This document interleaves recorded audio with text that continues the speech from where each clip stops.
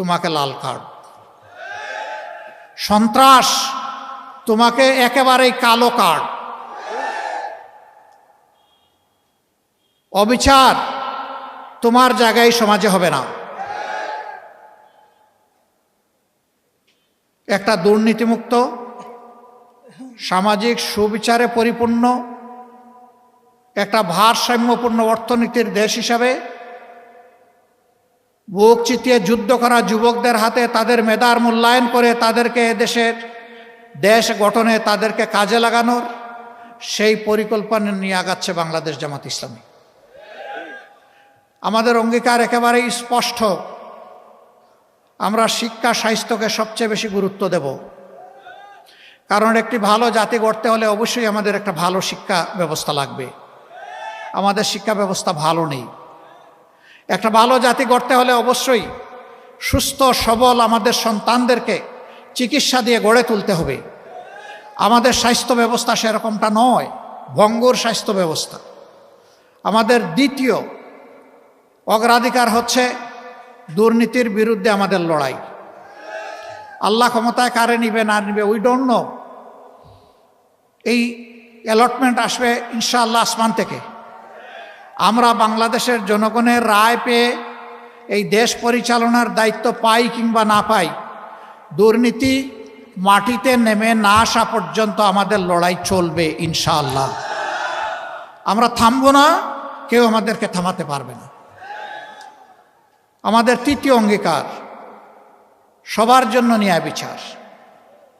এটার থেকে গরিব ধনী দল ধর্ম নির্বিশেষে কেউ যেন বঞ্চিত না হয়। সবাই যেন আইনের সমান সুযোগ পায় এবং ন্যায় বিচার পায়। সামাজিক এই ন্যায় বিচার নিশ্চিত করা আমাদের চতুর্থ অগ্রাধিকার। আমরা আমাদের ভাঙ্গাচোরা অর্থনীতিকে পুনরায় আমরা গড়তে চাই এবং এখানে আমরা আমূল পরিবর্তন চাই। ওই উপরে উপরে প্রলেপ দিয়ে হবে না।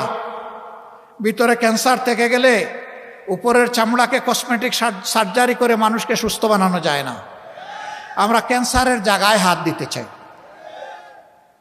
ওই জায়গাগুলো আমরা চিহ্নিত করে সুস্থ করার জন্য যেখানে দরকার যেটা সেইটাই করতে হবে ইনশাআল্লাহ। কারো মুখের দিকে তাকানো যাবে না। দেশের প্রতি দায়িত্বজ্ঞান সম্পন্ন, ভালোবাসা যাদের অন্তরে দেশের প্রতি আছে, দেশপ্রেম আছে, সততা আছে, যোগ্যতা আছে, সে কোন ধর্মের এটা আমরা দেখব না। সে মানুষ, সে বাংলাদেশের নাগরিক, আমাদের বিবেচনার জন্য এতটাই যথেষ্ট। আসল মানুষটাকে আসল জায়গায় বসায় দেওয়া হবে ইনশাআল্লাহ।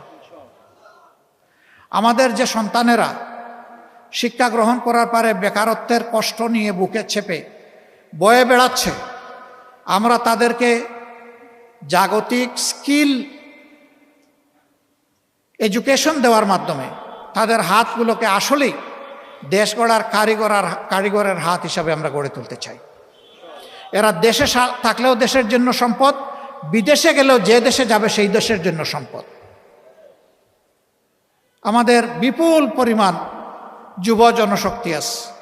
দুনিয়া এখন 1 কোটির মতো আমাদের প্রবাসী কর্মচারী আছে, কাজের লোক আছে।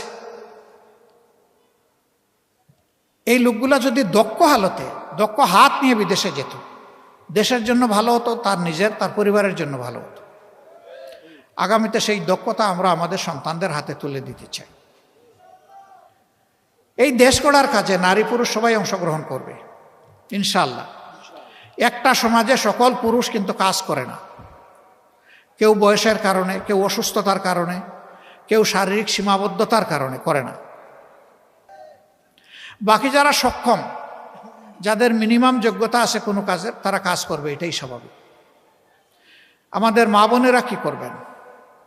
কিছু কিছু সংসারে মা বোনদেরও প্রয়োজন তাদের আয় রোজগারের। যাদের যোগ্যতা আছে এবং প্রয়োজন আছে, যোগ্যতা এবং প্রয়োজন অনুযায়ী দেশ গড়ার কাজে তারা অংশ নেবেন, এমনকি তারা সেনাবাহিনীতেও থাকবেন। কারণ রাসূল করিম সাল্লাল্লাহু আলাইহি সাল্লামের সেনাবাহিনীতে মহিলারা ছিলেন, উম্মাহাতুল মুসলিমিনরা ছিলেন। একমাত্র বদর যুদ্ধ ছাড়া সকল যুদ্ধে আল্লাহ রসুলের সাথে কমপক্ষে আমাদের একজন মা